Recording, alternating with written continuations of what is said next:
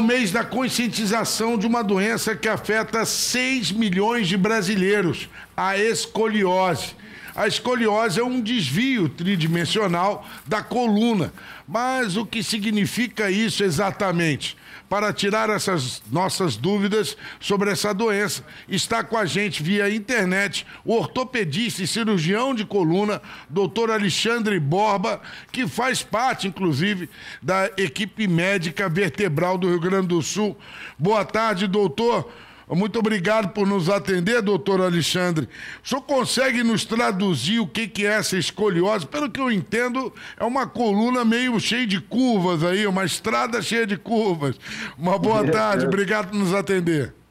Boa tarde, obrigado pelo convite, pela oportunidade de estar falando desse problema. A escoliose é exatamente isso, ela é uma deformidade tridimensional da coluna. A coluna, na verdade, ela sofre uma rotação que acaba dando um aspecto visual de um desvio para os lados, mas na verdade é o que o senhor falou, é um desvio tridimensional da coluna, uma rotação da coluna vertebral. Bom, doutor, agora quem conversa com o senhor é Luiz Gustavo. Mais uma vez, muito obrigado por nos atender. Bom, que tipo de sintomas são característicos da escoliose, se assim a gente pode falar? O que o senhor pode dizer para a gente? Porque existem também diferentes tipos, dá para a gente imaginar assim? Exato. Existem basicamente 3 grandes tipos de escoliose. A escoliose idiopática, que é a mais comum, que não tem assim uma causa definida, algumas pessoas nascem com essa predisposição. A congênita, que é quando nasce com um defeito de formação na vértebra, que é bem mais rara. E a neuromuscular, que é associada a doenças como paralisia cerebral e mielomeningocele. Mas a principal, a mais comum, é a idiopática, que a gente encontra no dia a dia em adolescentes, sem dúvida é a mais prevalente. E, doutora, os números aqui que nós apuramos aqui, essa doença aparece mais em mulheres. Tem uma explicação científica para isso, doutor? Infelizmente não. Realmente é um dado bastante claro, essa prevalência em mulheres. Inclusive, quanto maior o grau da escoliose, maior é a prevalência na população feminina. Mas, infelizmente, não há uma explicação para isso. A gente está olhando agora aí na tela em casa aí o que é a coluna normal e a coluna com escoliose. É uma curva, né? É o que eu estava falando, né, exato, Gustavo? É uma curva, né?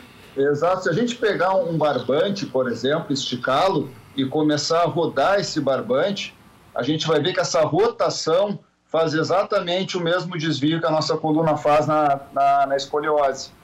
E aquela outra imagem que apareceu ali se chama o teste de Adams. É um teste bastante importante, no qual a gente pede para a menina inclinar o tronco para frente e a gente percebe que existe uma elevação da região da costela no lado para onde a curva da escoliose está formada.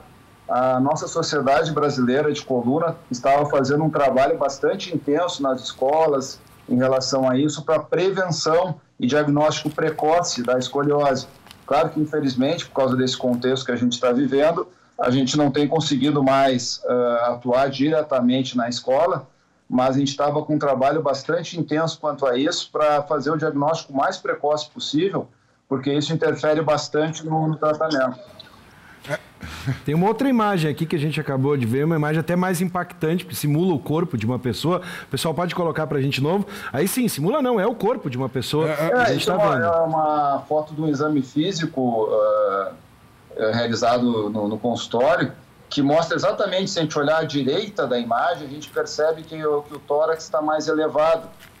E isso é bastante característico na escoliose. Quando a menina faz essa inclinação para a gente examinar, a gente percebe, se chama de gibosidade, essa elevação, para o lado que a curva está convexa, para o lado que a curva tem aquela curvatura para fora.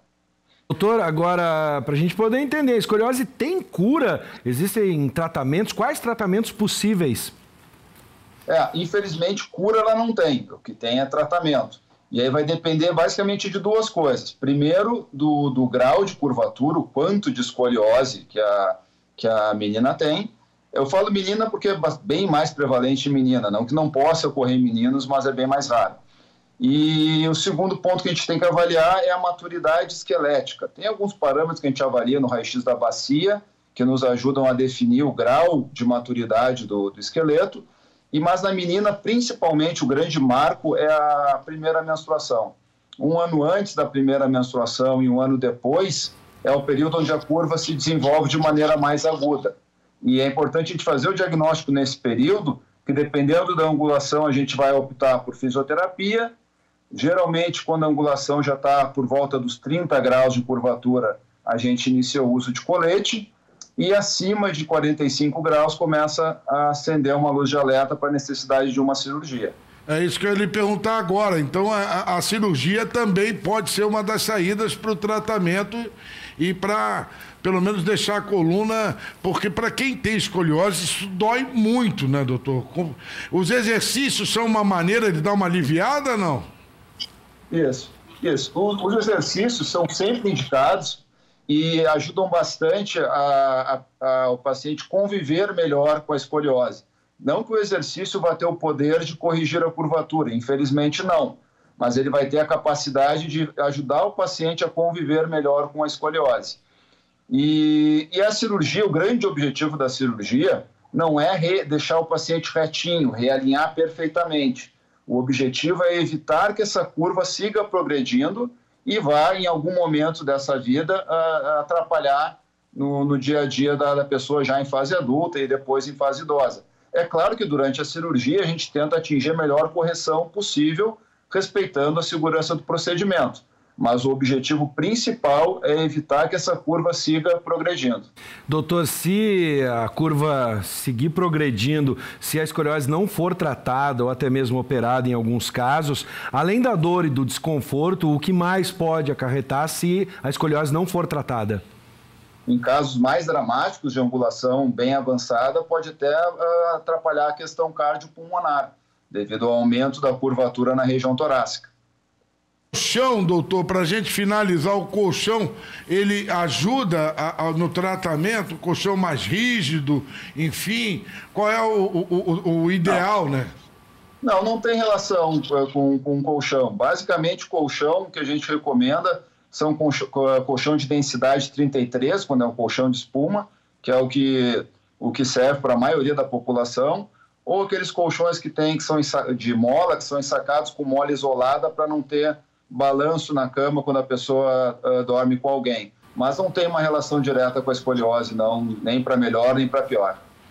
Olha, doutor Alexandre, eu não sei se o Luiz Gustavo... Não, para mim, eu acho que eu estou satisfeito com as informações, só peço que as pessoas cuidem, né, da sua coluna, porque, afinal de contas, a gente tem andado, hoje em dia, tão para baixo, olhando a telas de computador e coisas desse tipo, que poucas pessoas se preocupam com o pescoço e com a coluna. Eu só gostaria que, talvez o doutor está nos vendo ali, o movimento que deve ser feito é esse para baixo e não pode ter saliência, não é isso? Aqui em cima, para você poder dar o diagnóstico mais preciso, né?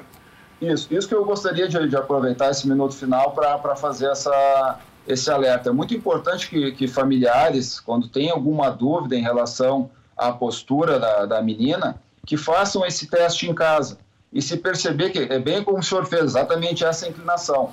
E se perceber que existe alguma elevação no tórax, que na maioria das vezes é para o lado direito do paciente, procurar um ortopedista de confiança para fazer uma análise mais adequada. Mas esse é o principal sinal de alerta.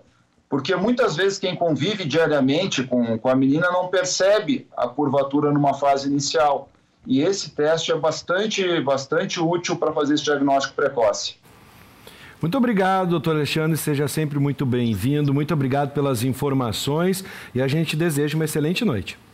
Obrigado, é um prazer participar do programa de vocês. Boa noite a todos.